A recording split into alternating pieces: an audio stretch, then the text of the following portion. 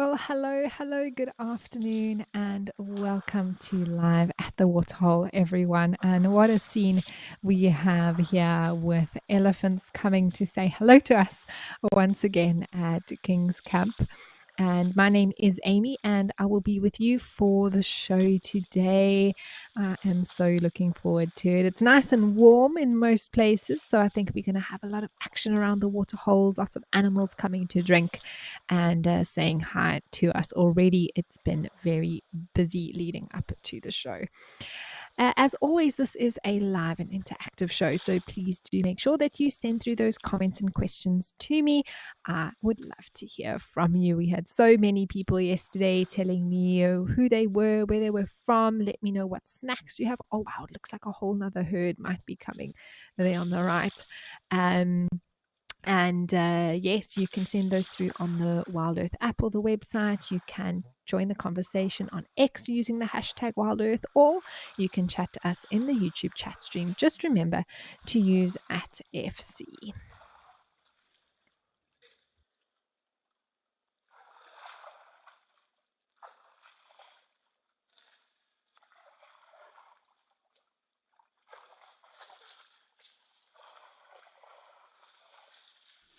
Josh, hello to you. Thank you for saying good morning to us.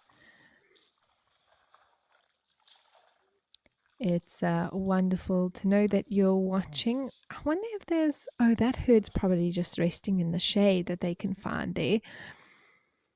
A little bit more in the background. Yesterday, these elephants came so close and splashed so much. We still have a few little marks here and there on the screen. But how awesome is this view, everybody? I mean, absolutely incredible.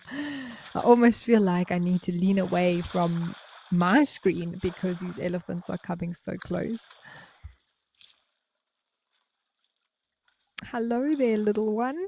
Oh, how sweet is this? It's still got hair on its head. So fluffy.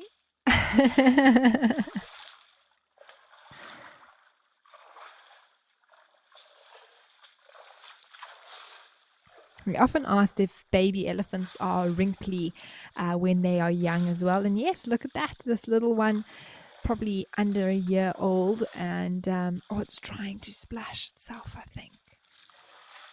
Slowly sliding in, and you can see how wrinkly its skin is already.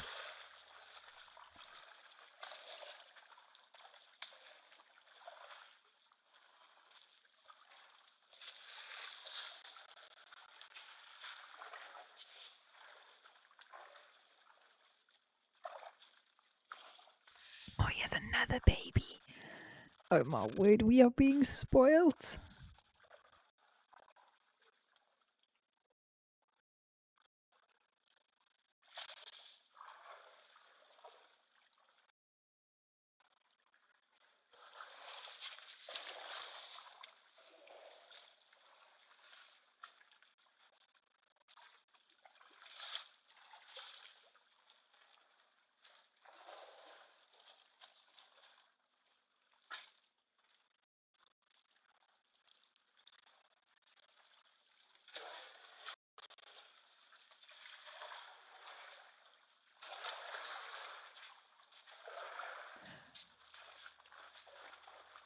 Sue, you say good morning to me and everybody else. Well, good to have you on board as well. I know it's a stay, so I'm sure that many of you are enjoying the show as part of a relaxing afternoon or perhaps morning, depending where you are in the world. I know some of you are watching at all hours of the day. Thank you for choosing to make us part of your routine.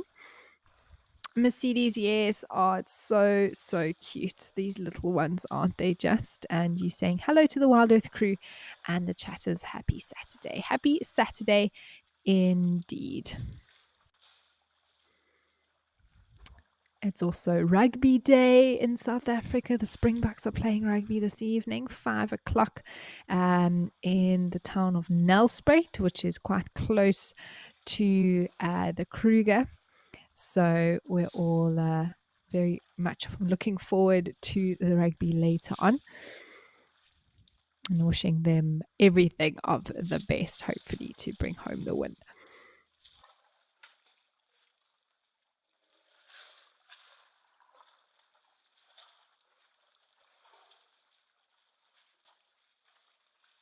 Sparset is a fantastic start here. And yes, Josh, there is apparently also a big herd at Juma. That little one is now completely, there we go. It's so there's so many elephants, it's difficult to see it, but the little one's lying down sort of in the middle there, having a bit of a swim. I think that only the small ones can really lie down in this water because it's quite a shallow pan, so not quite enough water for the bigger ones to submerge themselves completely at all. You can see it's only about ankle deep.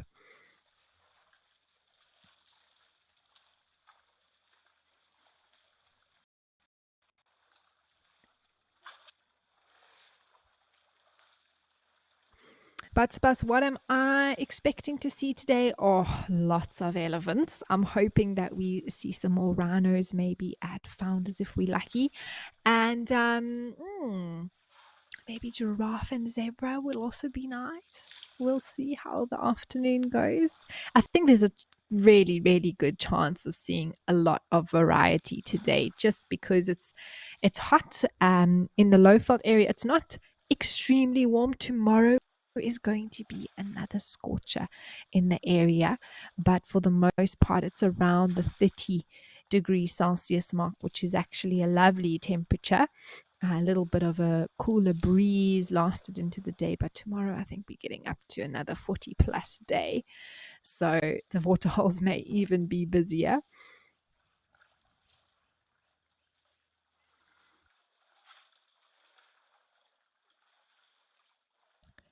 Mohammed, thank you for letting us know. You say this is one of your favorite channels on your Samsung TV Plus. It's so wonderful that there's a variety of different ways that people can watch Wild Earth. And Samsung TV Plus is one of those ways, which is awesome.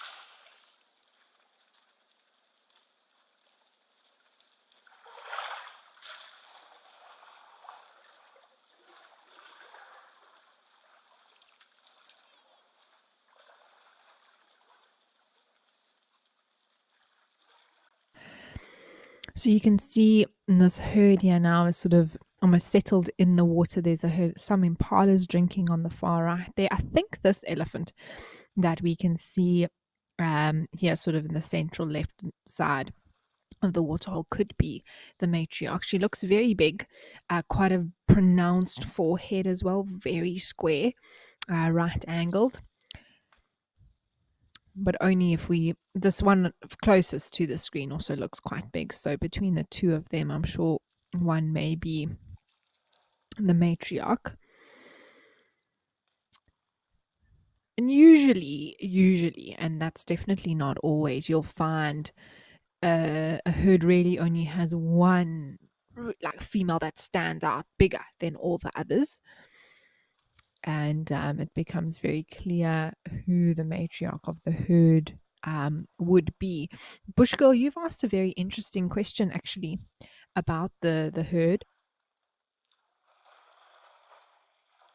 and that is whether the matriarch regulates the speed at which the herd walks in order to make sure that the whole herd keeps up. I think there may be an element of that, Bush Girl. It's something that comes with experience in terms of knowing, how much time to allow for certain activities, if you want to put it that way, or how long the little ones can cope for moving at a particular speed, and then how often they need to rest. So we saw there actually in the background earlier that there was a group of elephants huddled under a tree, and that's often that rest time that I'm referring to, where the little ones sometimes even lie down and have a breath, a chance to close their eyes and regather their strength before they go and drink, or maybe after a drink, maybe before they move to a different area. So the matriarch, I think, is very aware of how much strain she can put on the herd, and usually how far they can go. She has a feel for these things. In terms of, oh wow, the impalas are coming quite close now as well. In terms of consciously regulating that speed, that would be an interesting one to actually find out if there's any record of that happening. But I think there is an effort to make sure that she doesn't overexert the herd.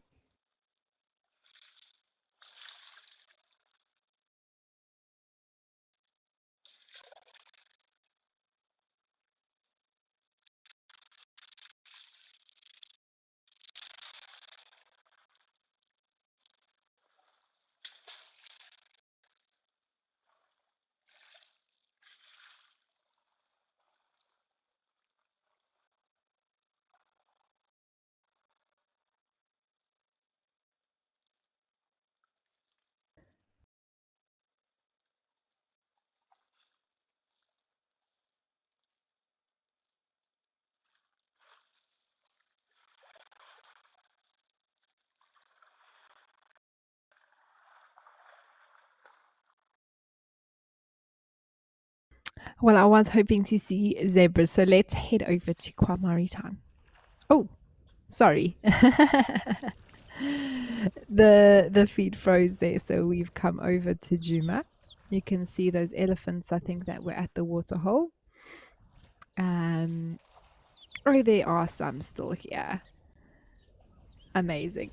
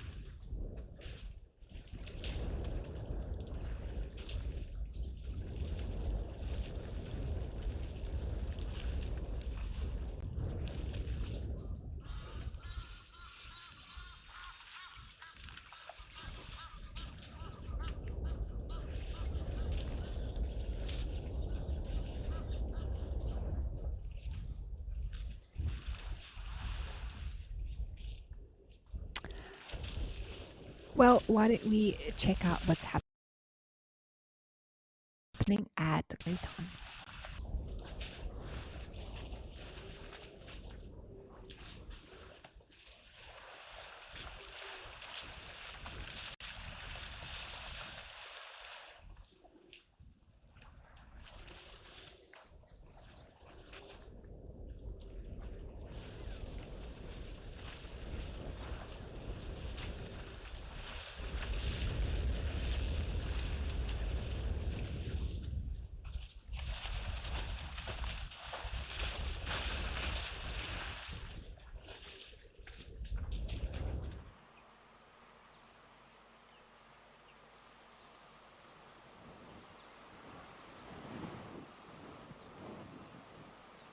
So there are the zebra that I was speaking about. I just wanted to try and see if we could see them before they disappear. Hopefully, we'll get some more this afternoon somewhere else.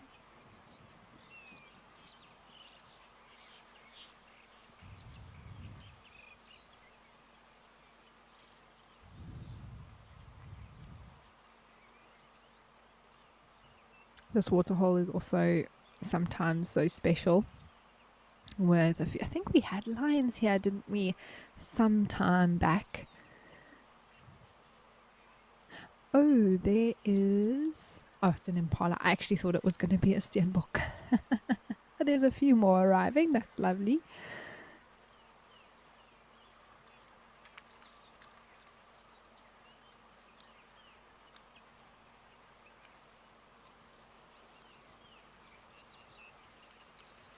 Ah, here comes the rest of the herd of impalas to drink. It's always a special moment when you're actually at a waterhole when a group of animals decide to arrive. I think it does make it quite special.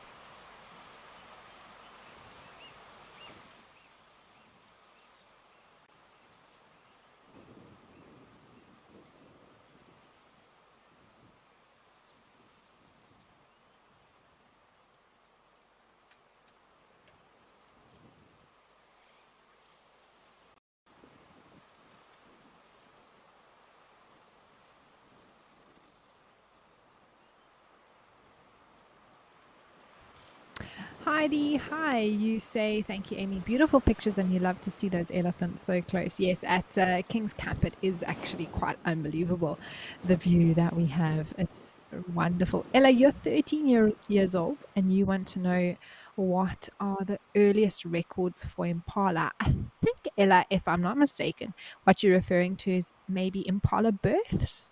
What the earliest date recorded is for that, I think.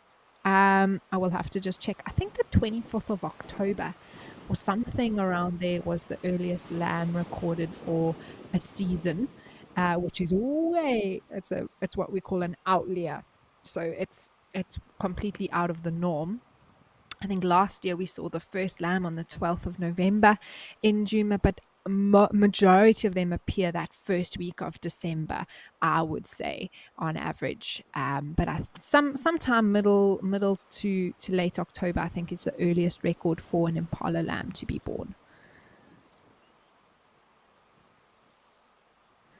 Oh, the zebra's walking back the other way again.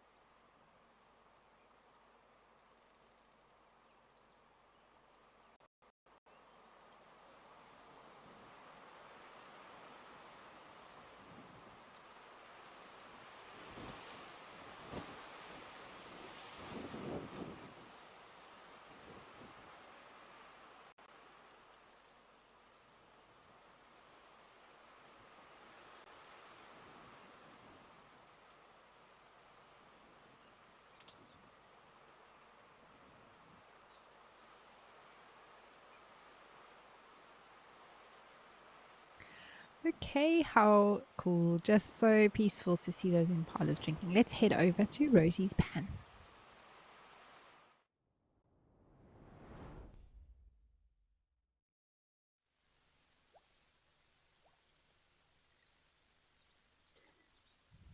Oh, wow. Also impala, but kudu here having a drink. We were lucky enough to see that big kudu bull drinking yesterday at King's Camp when we had the elephants there. And these you can see are females. So the one that's drinking is a kudu. There's an impala in the middle walking, and then another kudu feeding on the left hand side there.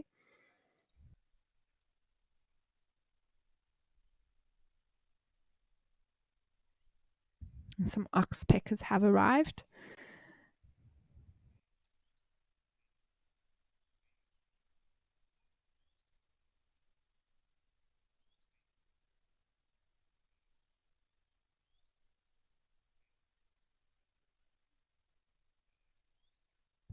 Oh, I think those oxpeckers now are also having a drink.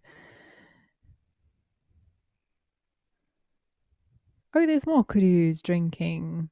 Oh, look at that. A whole herd is here at Rosie's Pan. Beautiful.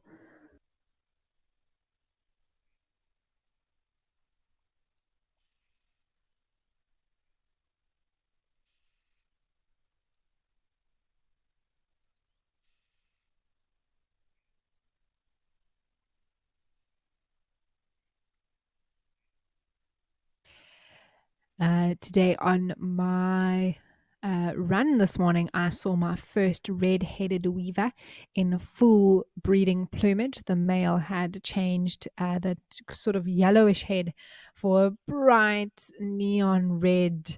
Orangey head, so that was very cool to see. It's all happening, everybody. The birds were chirping away, there was so much happening, and I was like, summer is here. The birdies are going to be building their nests. They're going to be looking for mates. It's such an exciting time of the year to be in the bush.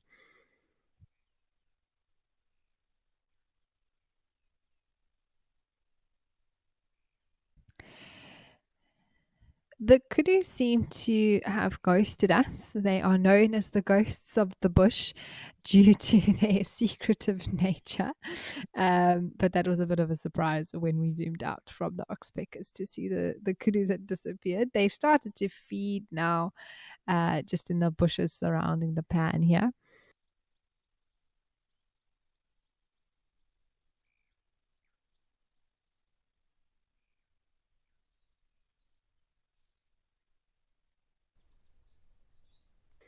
And it's interesting to watch them feed and see how they, the whole shape of that head and the way that the mouth and the lips and the tongue work perfectly for where they need to get to in the bush to be able to browse.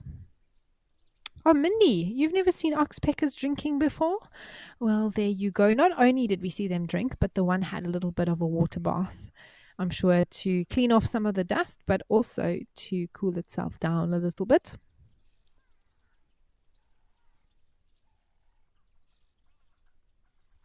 Sparse, yes, you would find yellow-billed oxpeckers at this location as well.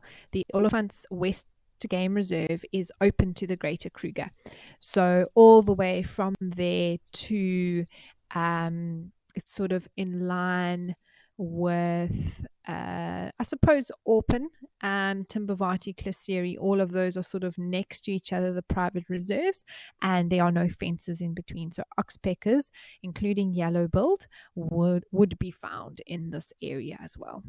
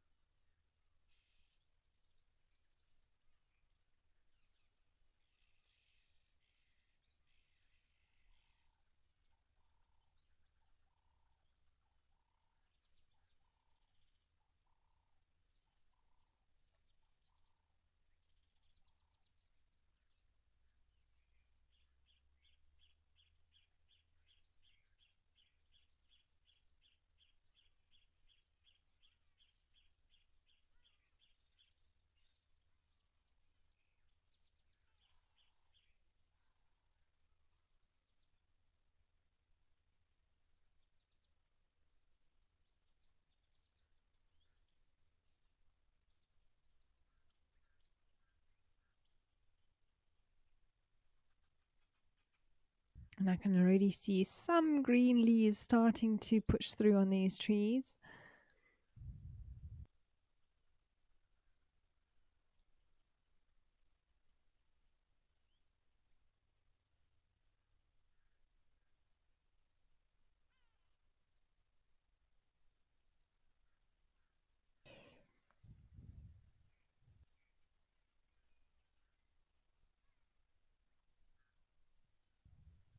Well, let's hop over to Juma and see what the birds are up to over there.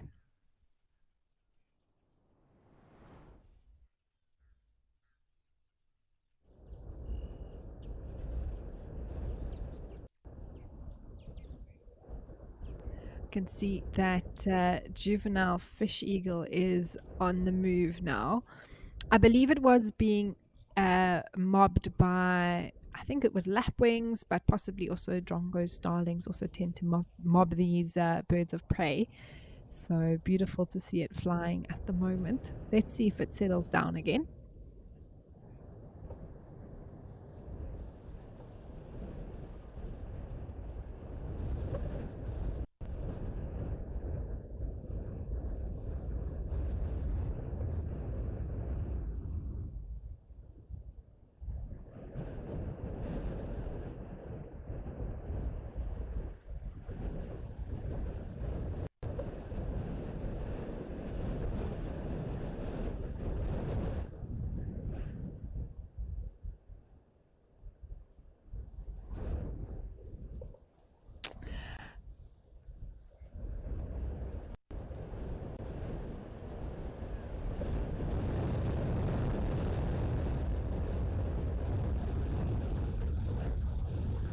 Well, we will see if this bird comes back down so we can have a good look at it. But in the meantime, let's head back over to Rosie's.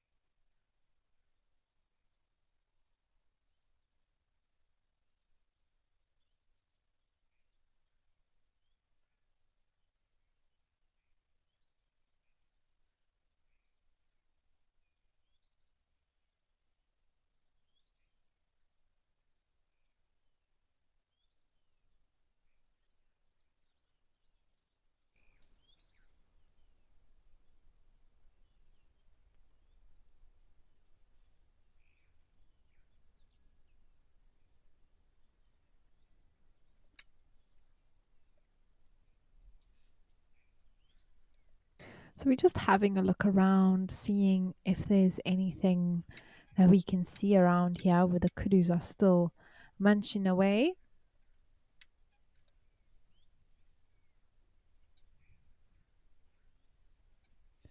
It did look like that was something moving on the top of the water, but it is actually just a broken off stick.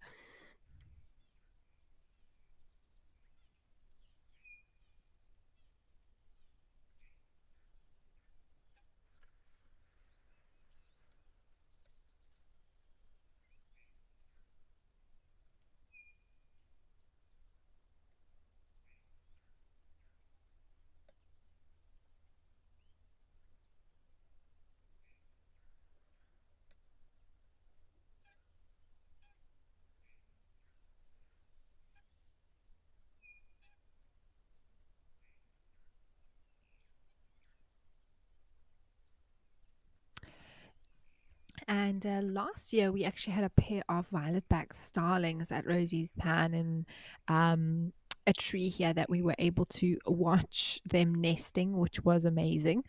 And soon, soon, soon, all of this is going to start happening again with the migrants, some having arrived and busy arriving in the next few months towards the end of the year. And we'll see more and more activity around these spots.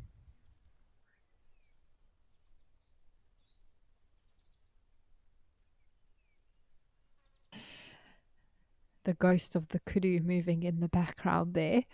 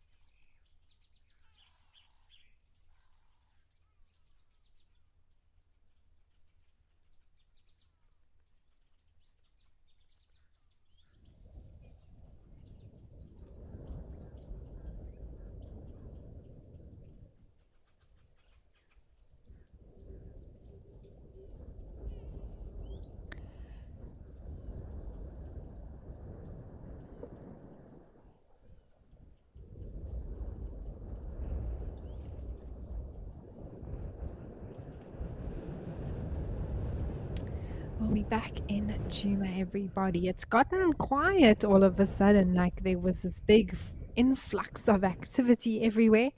And slowly that sort of group of animals has moved off, and we're waiting for the next to come through. I just can't believe how little water now is left in this water hole. I mean, this is what happens at this time of the year. It's very much expected to do this, but it is now the minimal in here. Oh, is that one of the chicks?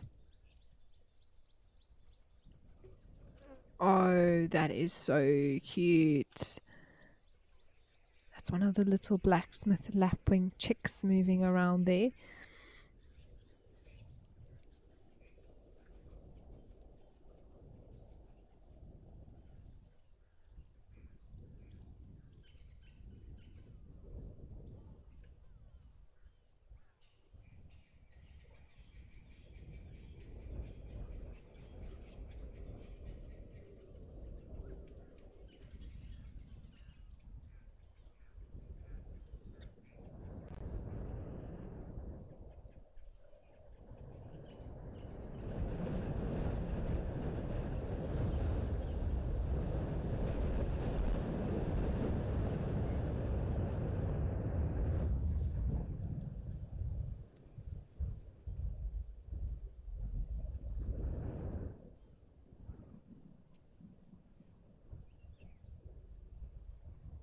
And there's so many dangers out here for a little chick like that. It's only a week old now or so. Um, and yeah, we just, of course, hoping and we'll follow its little life to see if we able to see it grow up entirely.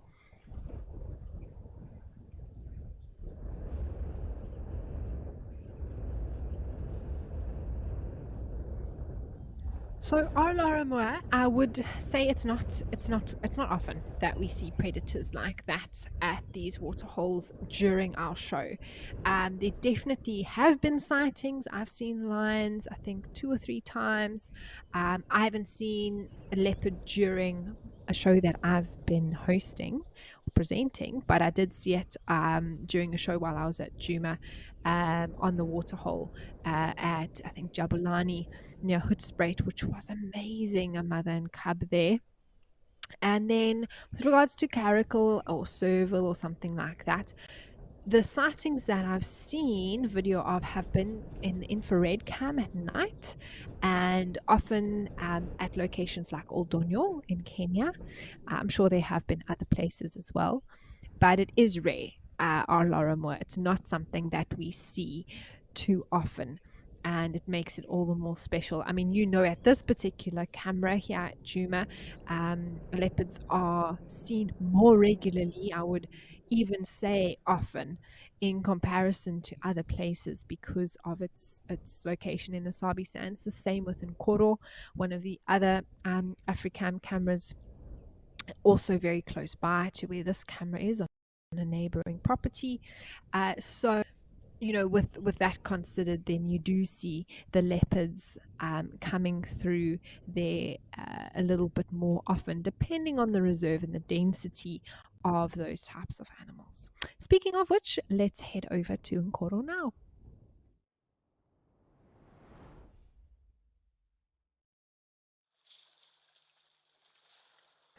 Oh, wow. Hello. Those Egyptian, I think they are Egyptian geese, have to be careful trying to look for a way out, or maybe just to stay in the middle unbothered.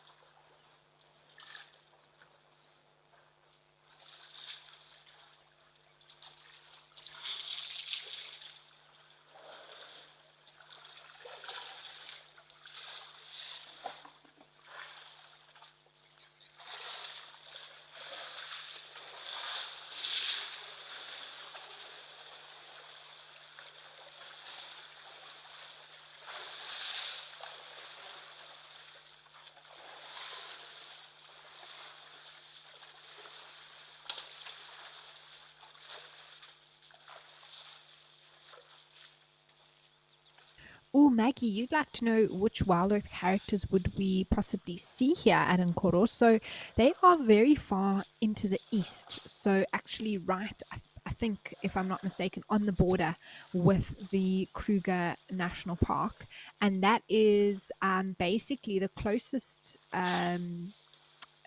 park camps or park lodges to them are like Hoyo Hoyo and Hamilton's, for example, and in Bali. So I wonder, in terms of lion prides, you could see Nkohuma lionesses, I suppose, if they were to venture that far.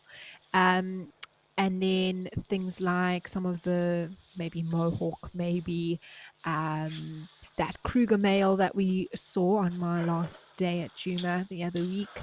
Was it last week? I think the week before last. Um, some of those nomadic lions could be seen in that area. Leopard wise, it is in the east. Potentially Kachava, now that she's got cubs. I think she's pretty much sticking to the Torchwood area for now, but she could venture that far east. And maybe some of the younger male leopards could be moving. I mean, there's always a chance to see Maribs that side. He's a nomadic male leopard now, so he's looking for an area he could move through different places. So yeah, those are some of the names that come to mind.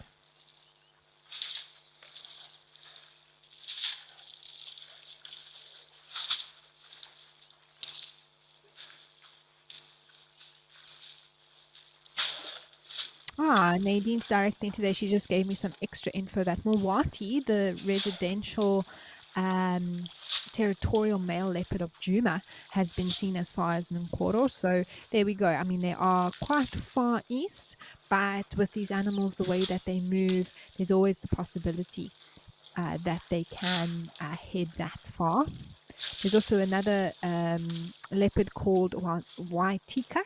She hasn't been seen on Juma. I don't think she's one of the known characters, but most of the other ones are more towards the central part and then the west and closer in the east or south to Juma, whereas Nkoro is quite far on the eastern border.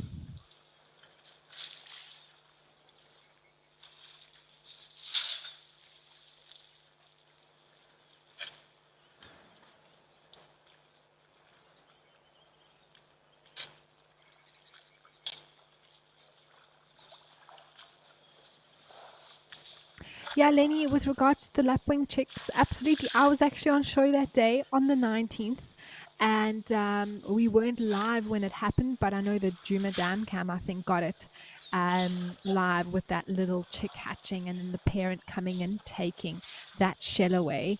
And we saw them later on in the show, and it was just incredible to know that little one had been born a few minutes earlier, which was so, so cool. Definitely a special memory as one of the highlights from the Juma Dam.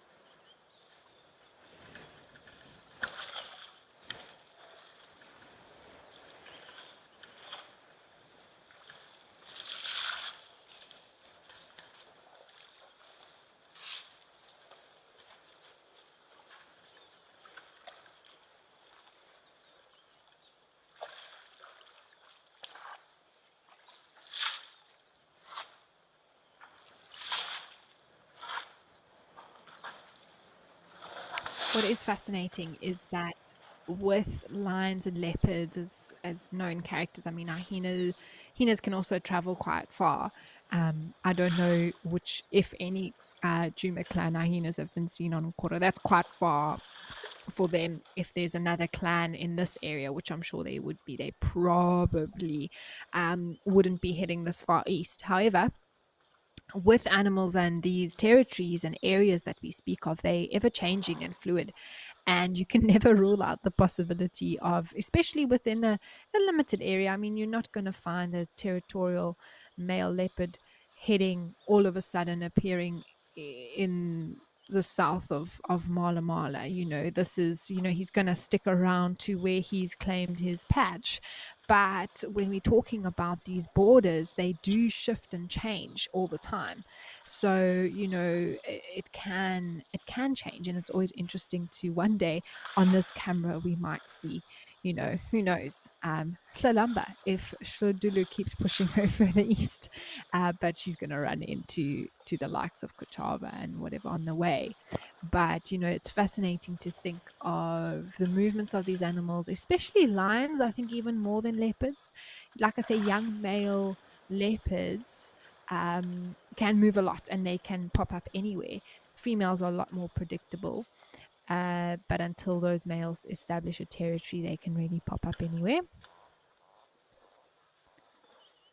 These Ellies are now finishing off their drink and moving off.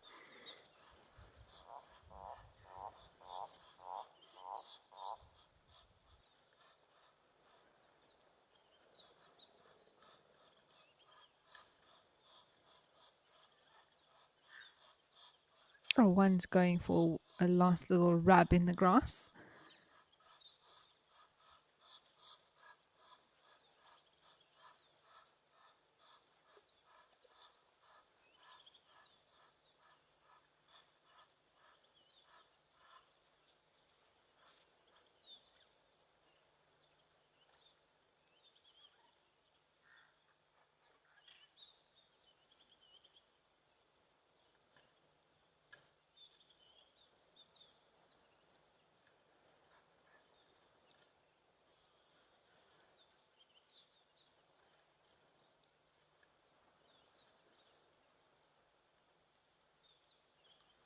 So apparently, one of the well-known male leopards that is seen here at Nkoro, that many of you may be familiar with, and of course, the people of Nkoro would know quite well, and is often seen on this camera.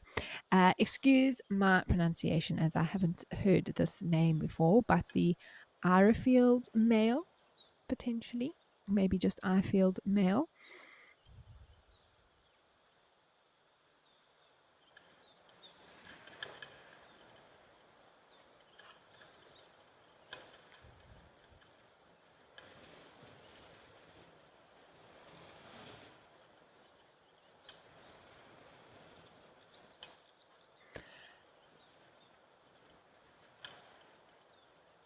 Okay, of course, the wild dogs pop up here, of course, as well. The three in that LPCM pack, which I have been fortunate enough to meet before. And I'm hoping next week when I'm back at Juma that I get to see some wild dogs. It's been a while since I've seen them. Oh, there's some zebras. Looks like it.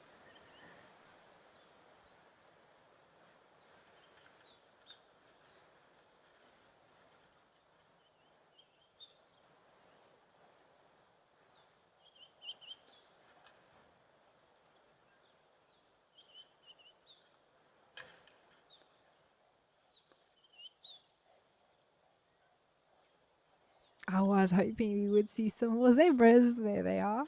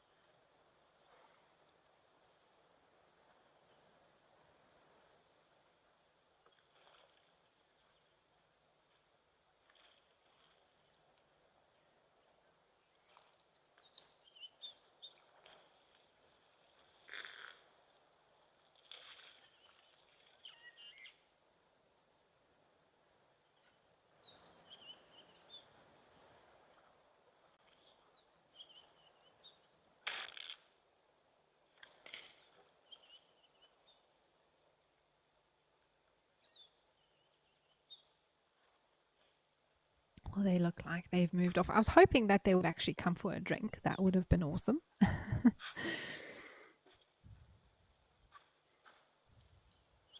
These elephants are just feeding as well as they've moved off now.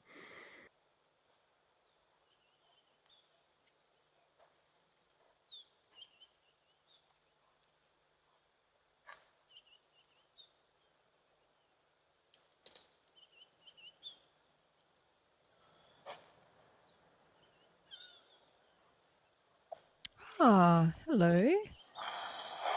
Probably a young boy that's following this herd or just sticking around it still.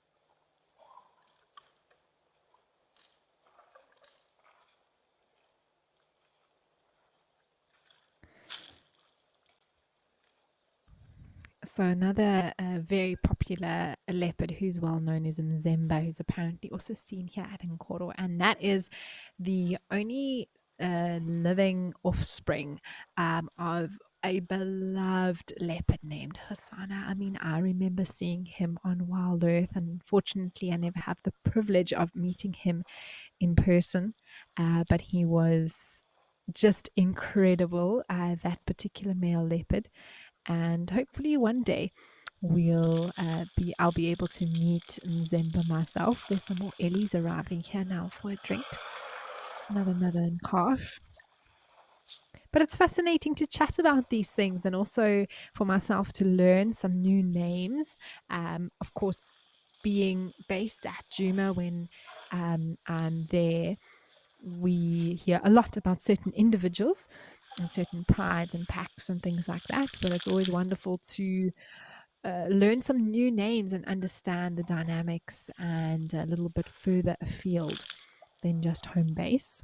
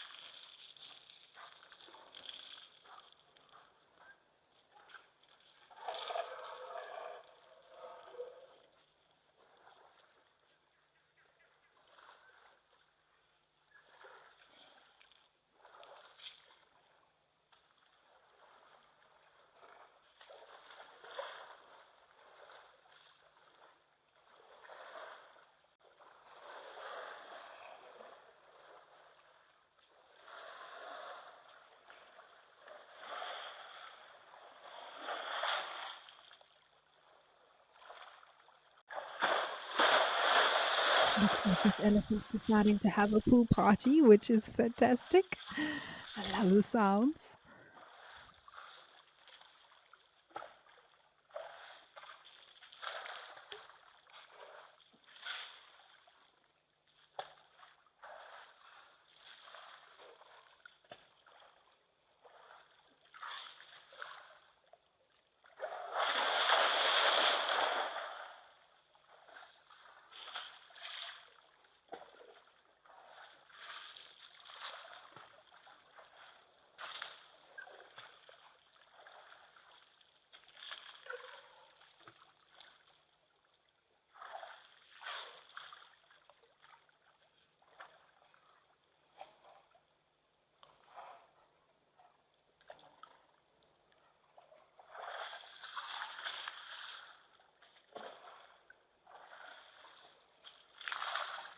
Oh, they're the zebras.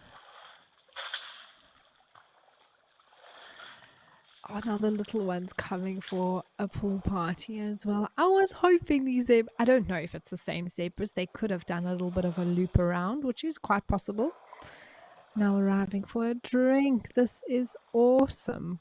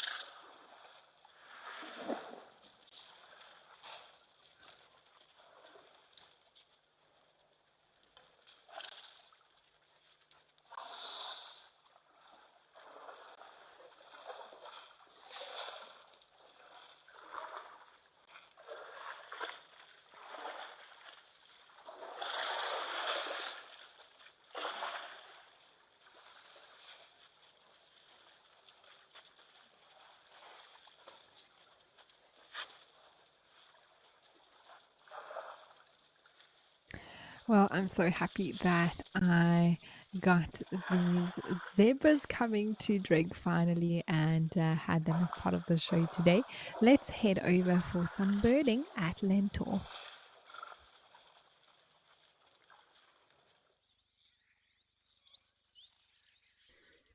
Oh, this is such a pretty spot, isn't it? In Kenya. It looks like some firefinches are coming down to drink.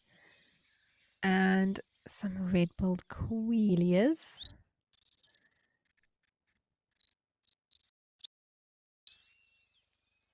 It's difficult for me to see if these have red bills or grey bills. I mean, oh, there's a wax bill as well. Look how beautiful that blue wax bill is. Oh my goodness.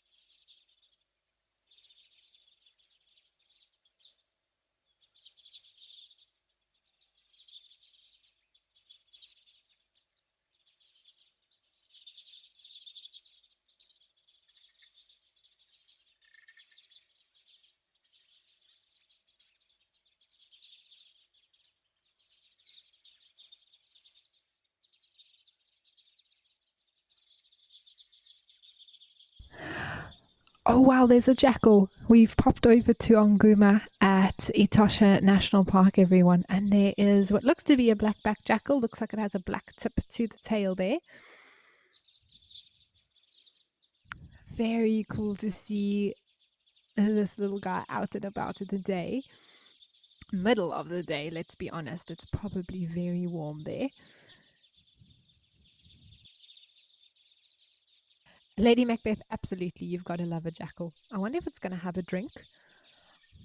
Otherwise, if I was it, I would be looking for some shade. Ah, Spas, you say this is your first black-backed jackal at Nguma?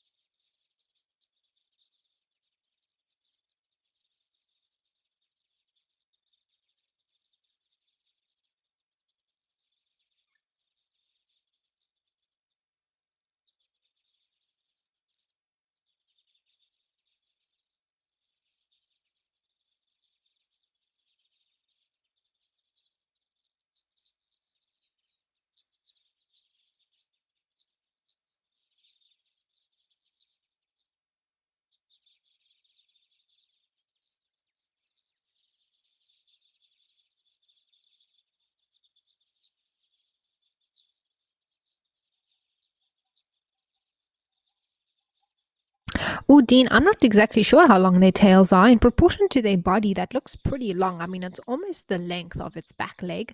A jackal probably stands about half a meter high. So I would then say maybe 40 centimeters in length.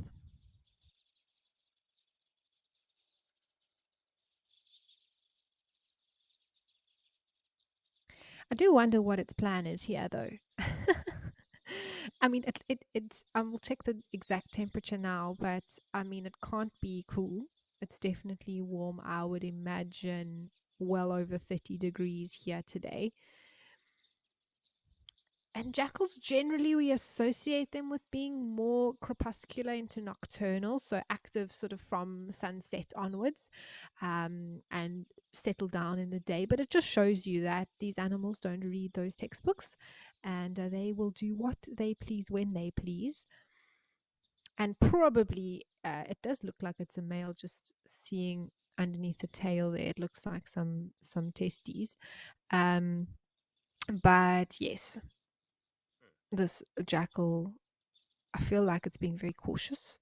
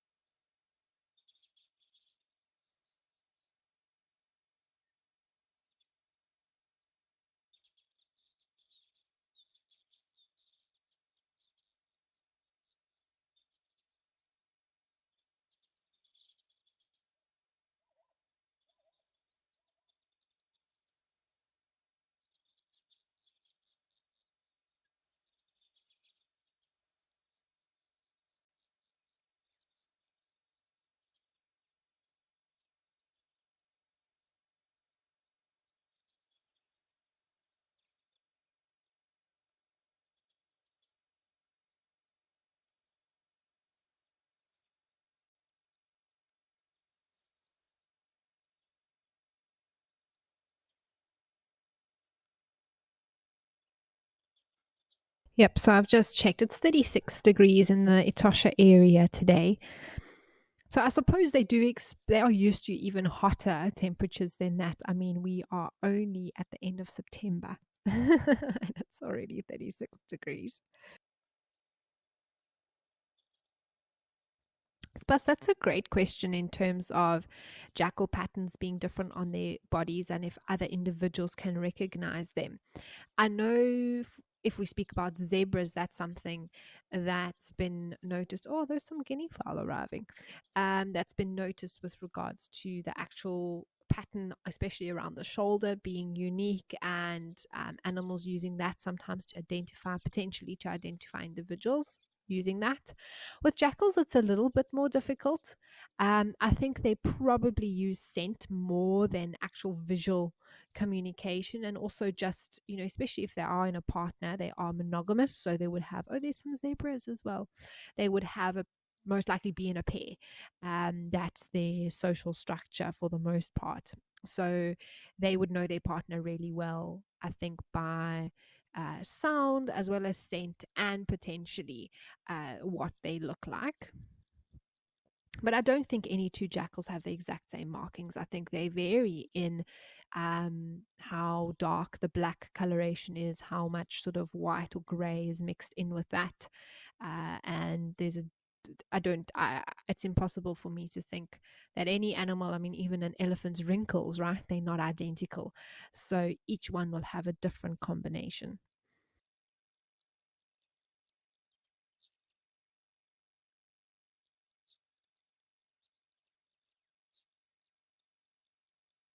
Oh, Lady Macbeth, you say you saw lots in Etosha. They are really entertaining little canids. I can imagine. I mean, I saw a lot of them as well in the Khalkhadi, which is it's not a salt pan, but it's also very much dry. In the is that an ostrich? Oh, goodness me! Look at that. In the heat, it's moving with the heat waves in the air, but it is an ostrich. That is definitely an ostrich. So yes, I know the antics that jackals can get up to and the entertainment they can provide. All right, well, a troop of baboons have arrived at Kwamaritan, so let's head over there. Oh, oh, I apologize, everyone. We've just lost that feed, so we're gonna stay here with the ostrich, zebra, jackal, and guinea fowl at Onguma.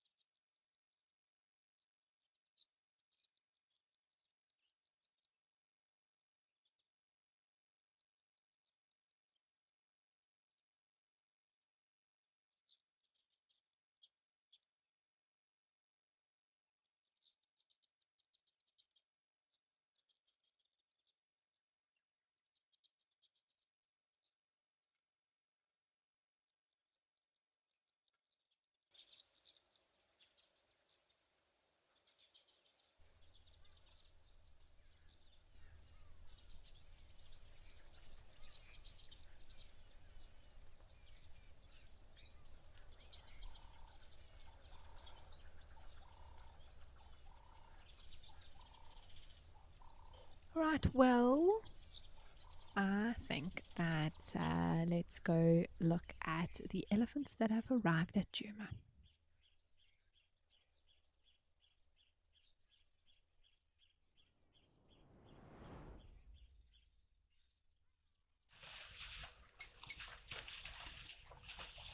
Oh, wow.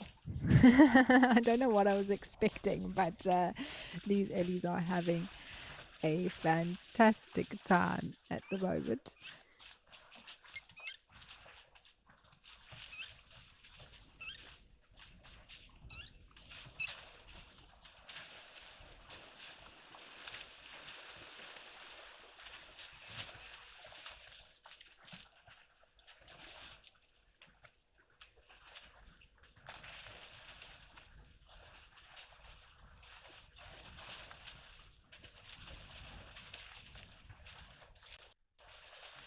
This is Jason here watching all the way from California. Welcome, welcome. Lovely to have you on board. What a welcome for you with these elephants. There's a little baby in the mix there as well. And I always actually worry about the little ones that they don't get caught up in the mix here. But the moms are super on it. And sometimes you can even hear a bit of trumpeting and things to make sure that they don't hurt the little ones. but they are all getting stuck in here. Just look at those two on the left lying down. Oh, there comes the little one. There comes the little one.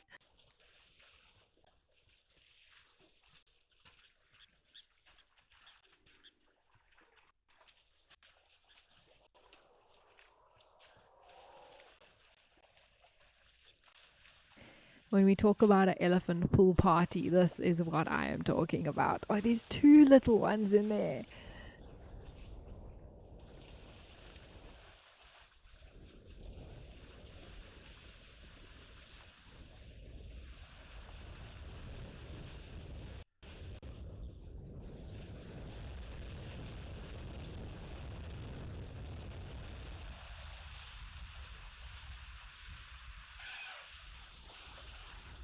Riley, so fortunately, this mud, although it is thick, it's not super deep, and obviously not at such a sort of clayey texture that it really clings on and will hold the little ones down. If one was struggling a lot with the way I've seen elephants even help little ones through crossing rivers, um, helping with their trunks and lifting them up so that they can float across, they would most definitely assist those little ones to get out. And just as quickly as they've come, they are heading off again, all glistening with their new layer of wet mud on themselves.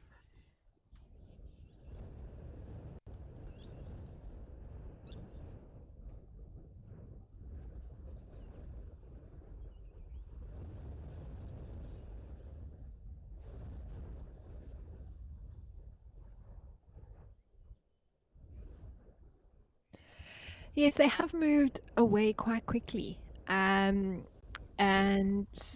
it is possible when I've seen this happen that they're very short and sweet, is that there might be another group of elephants on their way that they're moving out the way for.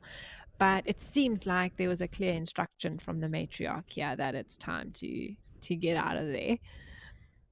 I have noticed though the elephants at Juma don't stick around for too long. They really do move off quite quickly.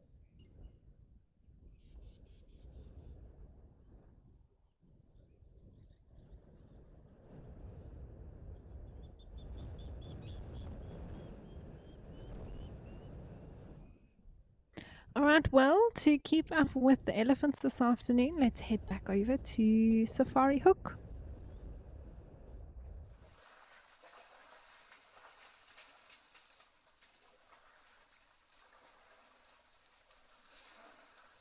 I actually just realized we haven't been here yet this afternoon. We were, I think, here yesterday, but nevertheless, we are here now. And these Ellies have come for their drink. Maybe we'll see them also starting a pool party.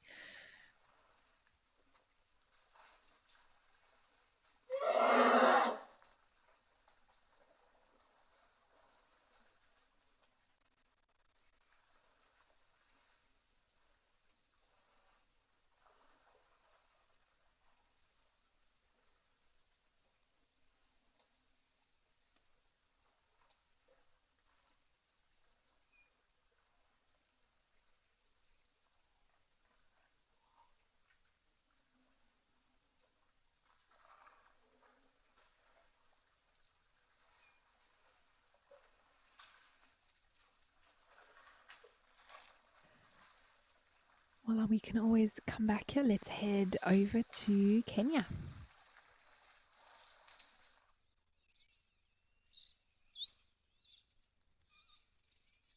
Oh wow, there's an unstriped ground squirrel. I've seen this at El Doño before, but it's come for a drink here. How cute is this?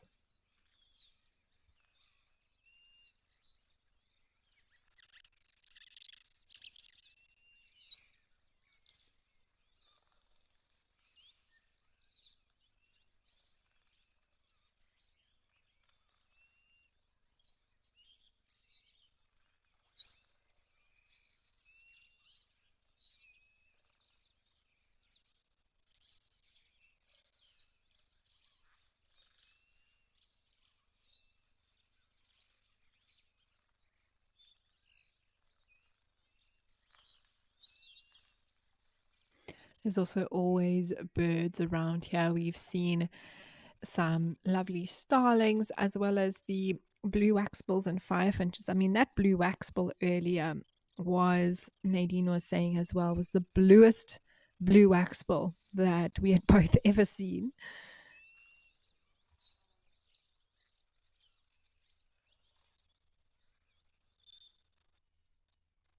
Oh, there was a bird that flew in there. I think it may have been a starling. Oh, wow. Look at all the birds there.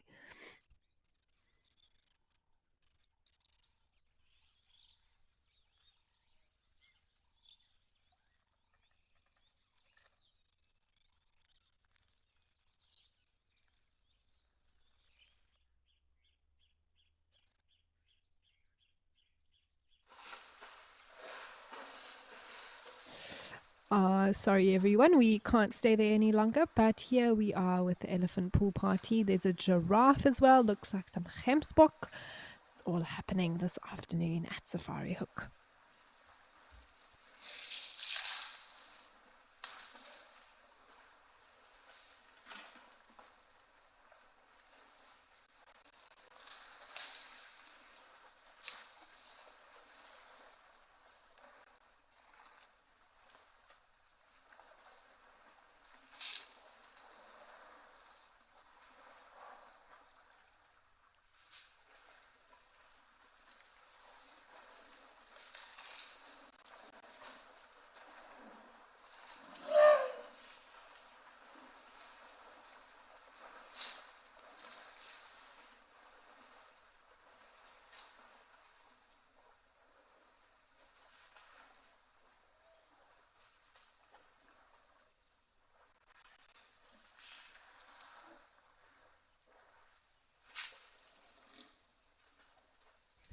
Marilyn, so that was at Tau, and I do believe that that individual, that little one, was assisted by the reserve team, and it was reunited with mom.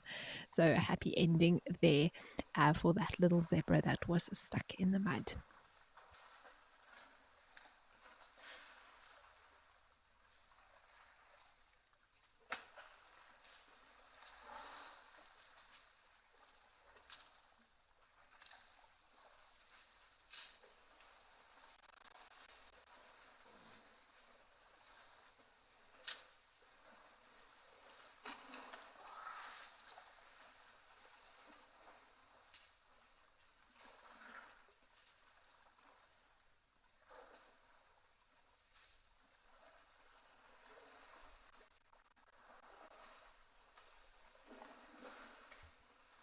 Hope these giraffes come closer.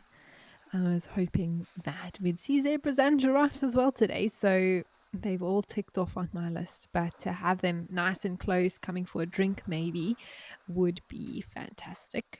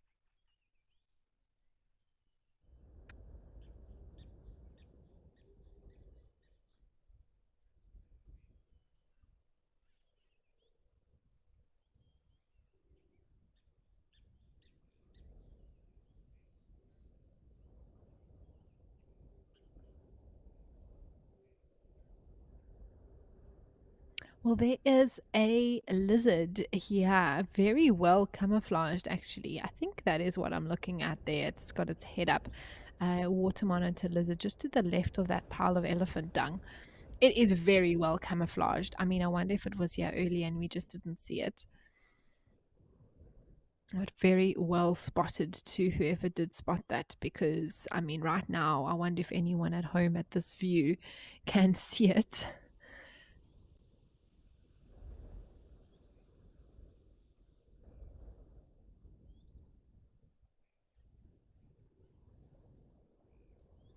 There it is.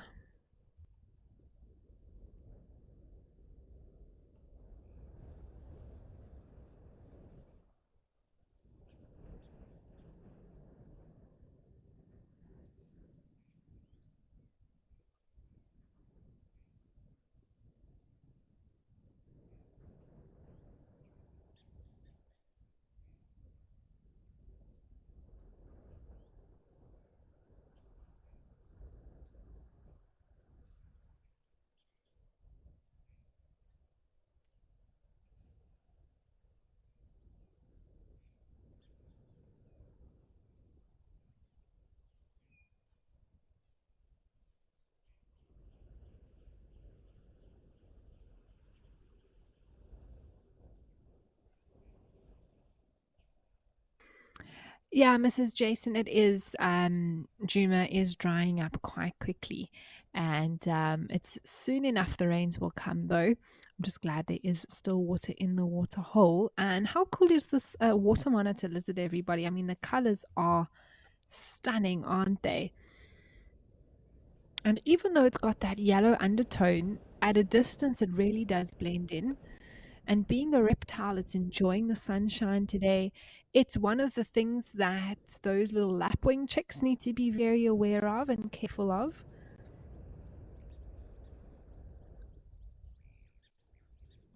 The parents did a very good job at protecting the eggs while they were still eggs, and now they have to do the same for the chicks.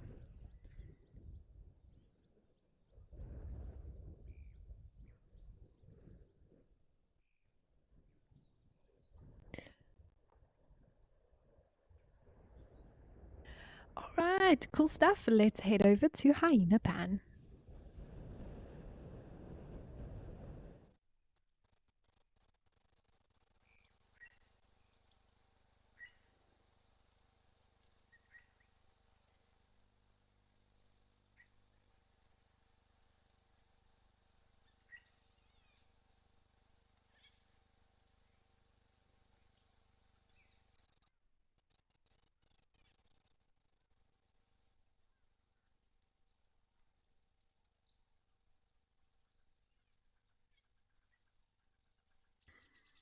Well, always a relaxing scene. There's some more elephants coming on the top right of the screen. Hopefully, they'll all come a bit closer. But there's nothing happening here. Always some elephants on their way. And it really is so beautiful. This elephant has, wow, I'm just noticing the tusks. Clearly, the one broke off quite well, probably quite a while ago, I would say, but they were possibly both quite long, and now just having the one big tusk remaining.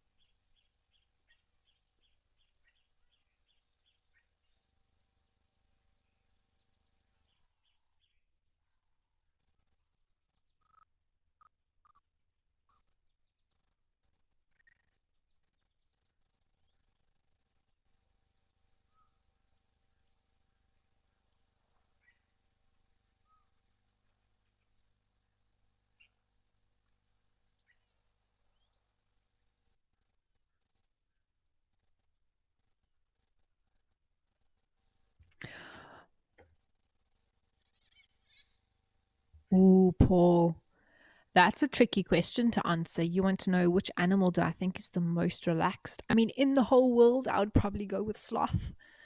Um, with them being as chilled out as they are, slow moving and all of that.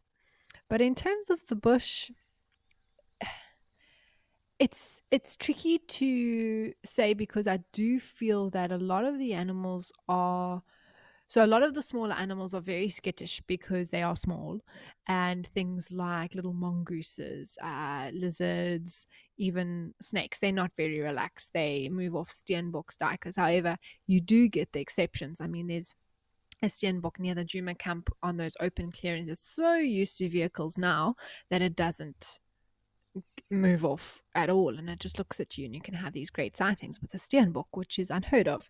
Um, but I think we're very privileged to have animals that we view regularly, especially on Game Drive, that are so used to the vehicle. So it's difficult to say which is the most relaxed. Um, I do find impalas, zebras, and that sort of thing, even in places like the Sabi Sands where they have vehicles every day going past them, they're still very skittish in terms of you can park and they'll just slowly move away. They don't run, they won't get a massive fright, but they just move away. Elephants, I find very relaxed in the areas where I have guided and driven vehicles. I think if you get the right herd, they are just so calm and you can just feel that presence from them.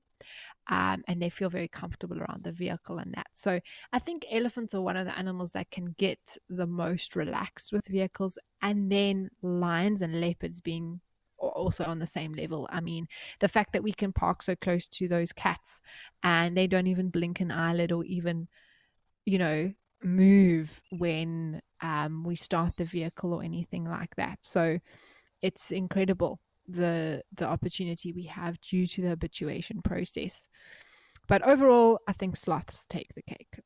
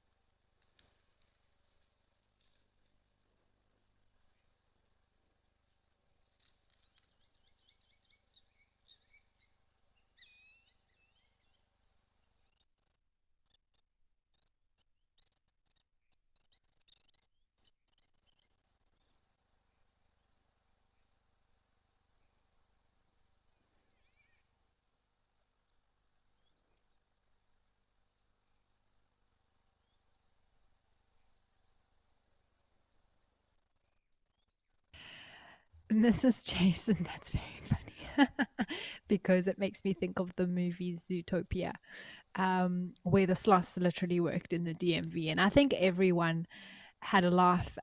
In South Africa, the equivalent of that would be the traffic department, where we go to renew driver's license, get our professional driving permits, that sort of thing. And yes, I do think that sometimes sloths do work. I don't know if it's just traffic places in general all over the world, but everyone seems to enjoy taking their time. And I can completely relate and understand what you're talking about there.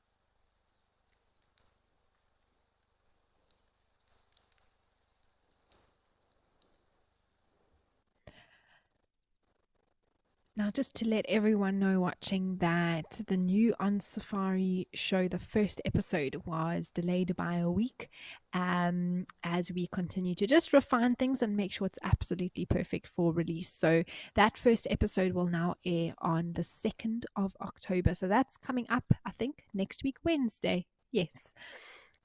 So the 2nd of October, you will all see the new On Safari show. So we're all very excited, working hard behind the scenes to get that ready for you all. I'm going to be in Juma on Monday as well to be part of some of the recording and all of that. So it's all happening, everyone. And On Safari will be back, and the first episode is on the 2nd of October.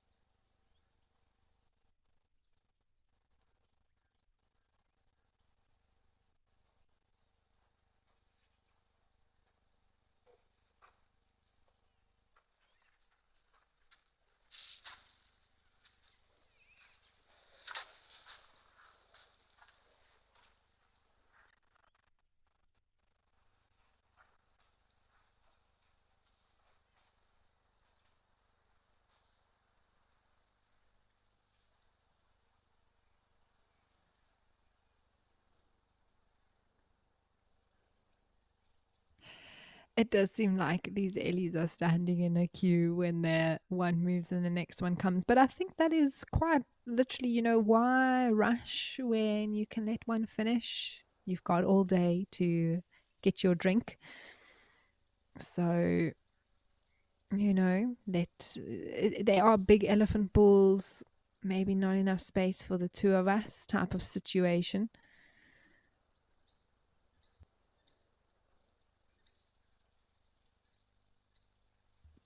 Spas, interesting question as to why there's so many trees. So these are Mapani trees, and they do tend to grow in these more clay type soils. They haven't got such a deep root structure, and they do tend to grow in like I don't want to call it forests because they're not true forests in that, but a forest like capacity where there's a lot of just Mapani tree. So all of these trees you would see would just be the same type of tree, and that is something that is known as trees, and it's the way that those seeds were obviously here and have fallen from the pre-existing trees, which led to more and more that then grew. And you'll find that where often because of the type of tree Mapani is, you get them popping up in these large groves or forests, inverted commas, and that is why there are so many here.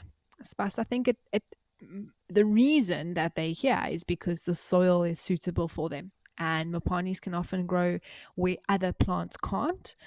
Because of the way that they can survive in sometimes quite highly acidic soils, very clayey soils, and they're probably one of the few trees that could grow, and so they're sort of overtaken this area.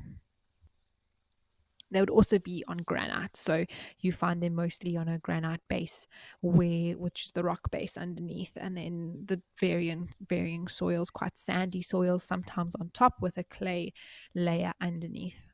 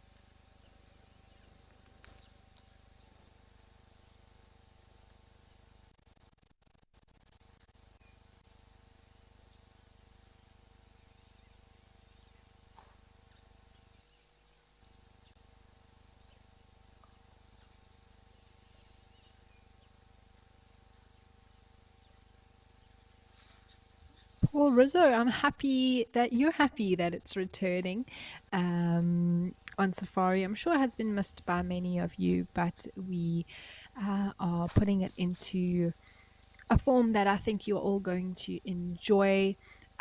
Just a little bit more time spent to be able to perfect it, to be able to do, editing that's needed, to be able to put in the best clips and just have more time to produce a potentially higher quality show for you all, which is the whole idea behind it, and still, look at essentially what on Safari was, which were the highlights of the day. But now we've got like sort of a whole week to look at, and we can really cherry pick what we want to use. So it's going to be fantastic, and I can't wait myself to see the finished product, but also for all of you at home to do so as well.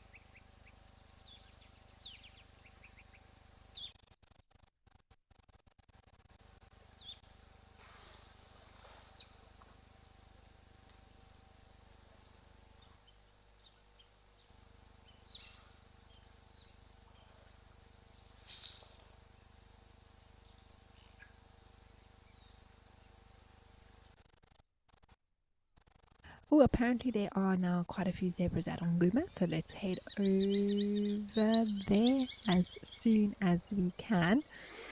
It's always lovely to see more zebras around. So let's head over there.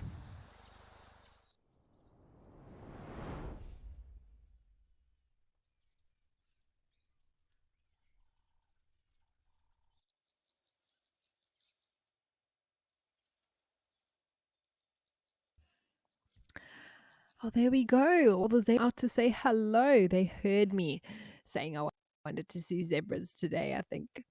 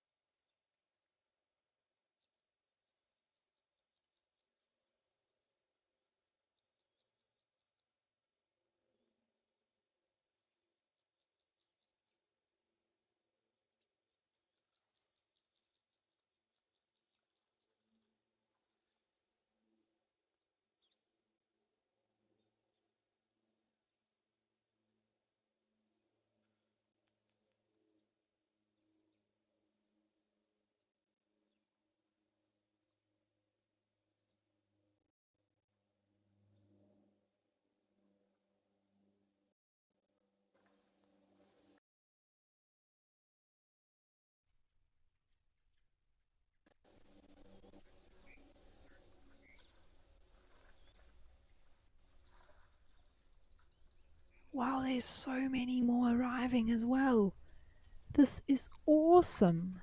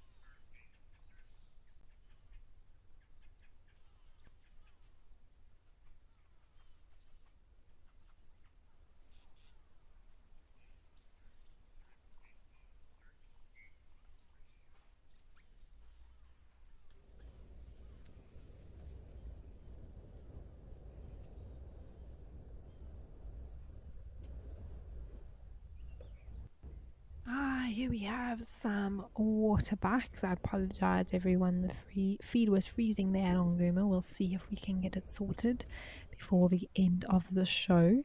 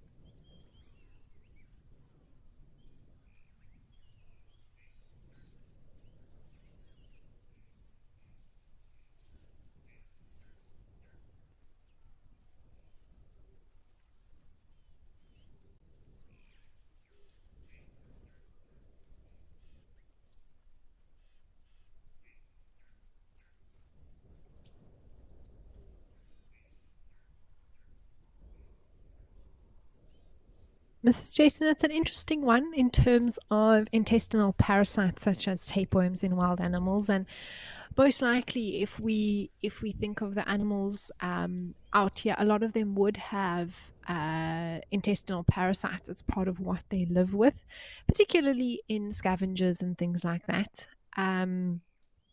And yeah, they very well could have it until they die. I mean, there's no medication that they can take, and it's not something that is a death sentence for them. They've adapted to be able to live with those intestinal parasites. Obviously, if it gets to an extreme where they no longer can absorb nutrition or things like that, that would of course lead to death. But as far as I know, that's something that these wild animals live with and deal with in their lives.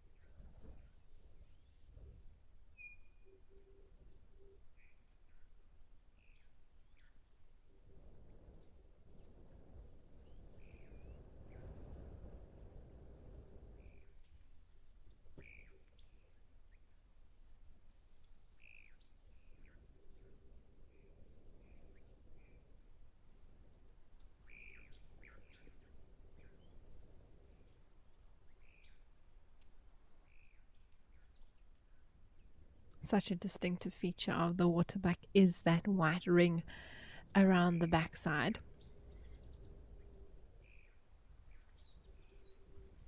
Difficult to know exactly why they have it, other than it being one of those markings that is lighter in color and could potentially help them be able to spot each other in longer vegetation or thicker vegetation.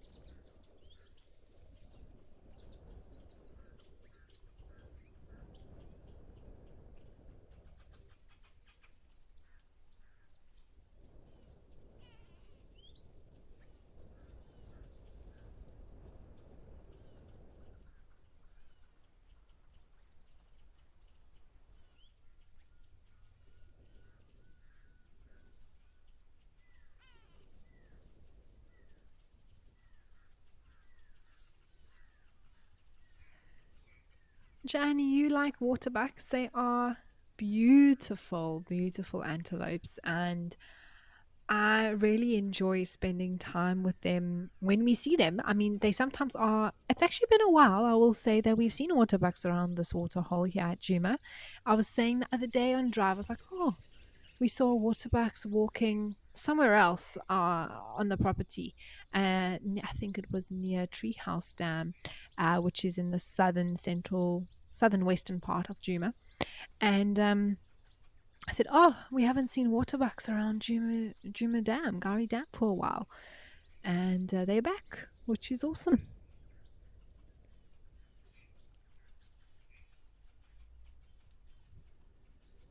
They have lovely faces, very woolly necks. The males aren't so woolly. They have a lot darker coloration of their fur, but the females sometimes look like they've gotten their neck hair blow dried out and super thick and very woolly.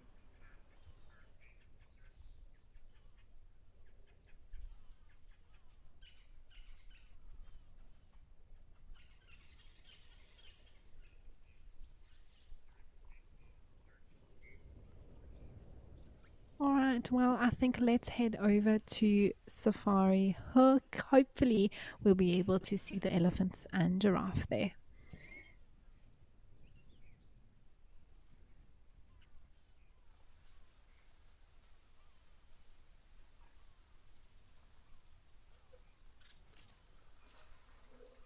Oh, look at the scene.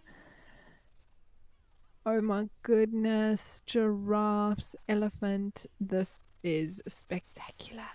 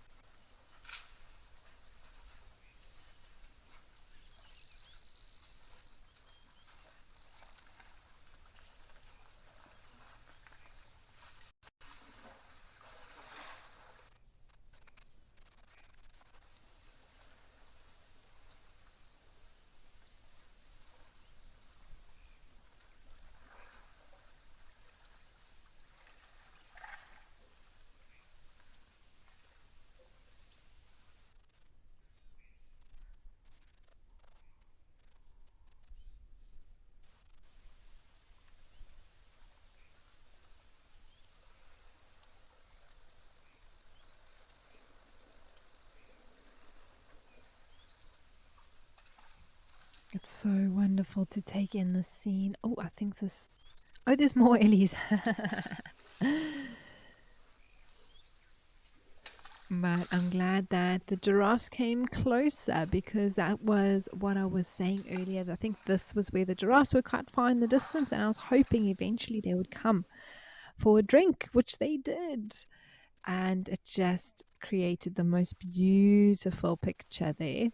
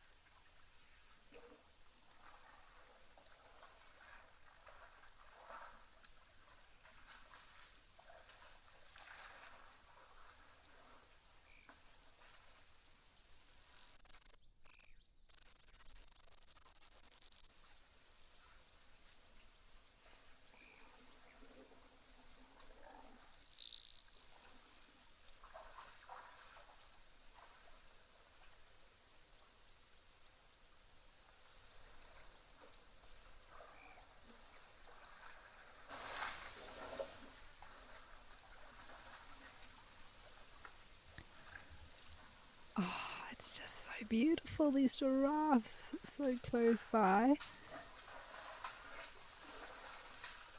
You can see just how much bigger that male is in the background. He stands so much taller.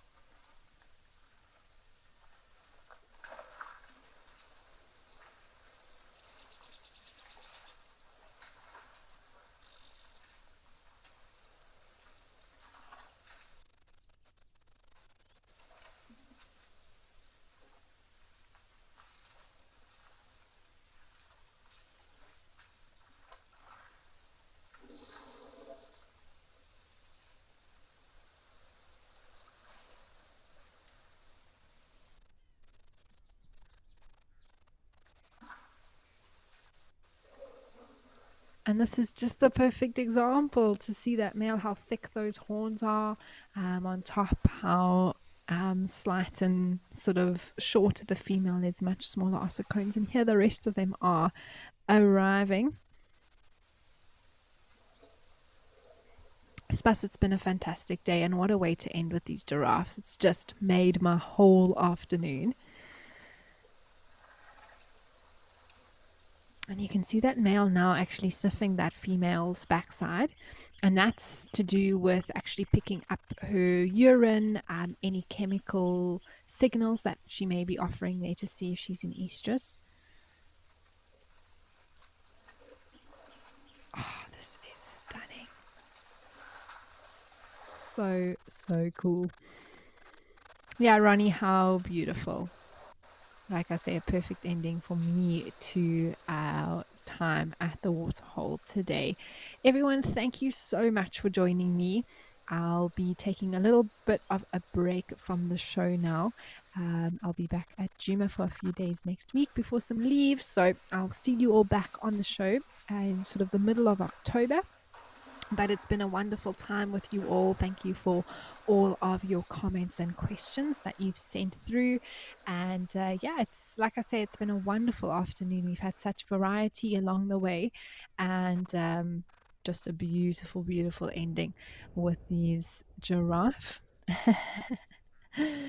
Unfortunately, we just lost the feed there. We're back at Juma with some impalas. But thank you so much for joining, everybody. We wish you a pleasant day or evening ahead, depending where you are in the world. And if you are watching the rugby this evening, go Bokke. We are rooting for the Springboks as always. And I hope that you all enjoy the time around the fire, etc., as everyone does in South Africa. But that's it from myself and the team here. And we'll be back again tomorrow. I will not be with you, but the show continues. And I'll see you all again at Juma. Goodbye for now.